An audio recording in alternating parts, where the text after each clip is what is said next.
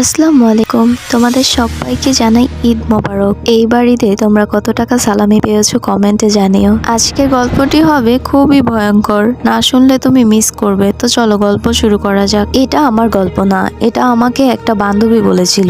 গরমের ছুটি শুরু হয়ে গিয়েছিল, দিনটা ঠিক কি বার ছিল মনে নেই। গরমের ছুটি পড়ার কারণে আমি গিয়েছিলাম আমার কাজিনদের বাসায়। আমার কাজিনের নাম রাইসা।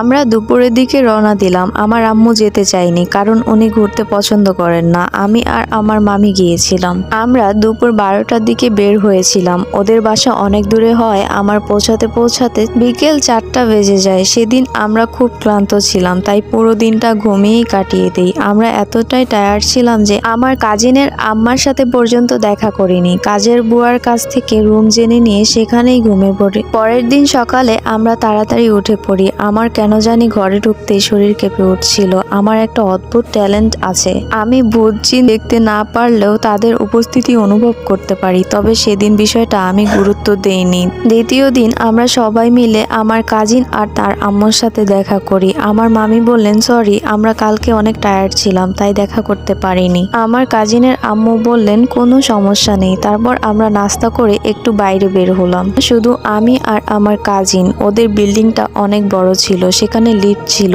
আমরা ওদের নতুন বাসা দেখতে গেলাম। আমার কাজিন আমাকে পুরো বাসাটা ঘুরে দেখালো। ওরা এই বাসাটা পুরনো মালিকদের কাছ থেকে কম দামে কিনেছিল। বাসাটা অনেক বড় আর দেখতে অনেক দামি হলেও ওরা খুব কম টাকায় কিনেছে। কথাটা শুনে আমার ভিতরে অদ্ভুত একটা অনুভূতি হলো। ঘুরতে ঘুরতে আমি একটা লিফট দেখতে পেলাম। লিফটটা একটু ভাঙা ছিল, উপরে একটা ফাঁকা ছিল। আমি জিজ্ঞাসা করলাম ওটা কি?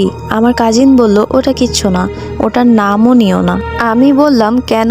তুমি তো আমাকে সব শেয়ার করো, এটাও বলো। সে বলল আচ্ছা শোনো। আমি বললাম বলো। সে বলল ওটা অনেক আগের ঘটনা।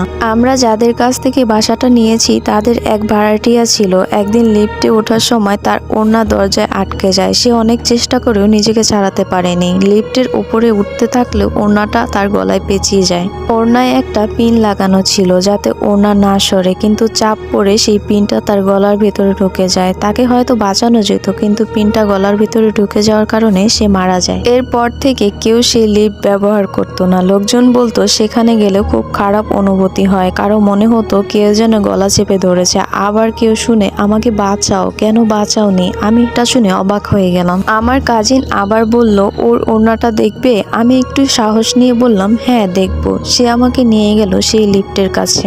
ওখানে গিয়ে আমার খুব খারাপ লাগতে শুরু করলো। কেউ আমাকে কিছু করেনি, কিন্তু আমার মনে হচ্ছিল কেউ আমার পাশে দাঁড়িয়ে আছে। মনে হচ্ছিল কেউ আমাকে বলছে আমি তোমার অপেক্ষায় ছিলাম, তুমি কখন আসবে।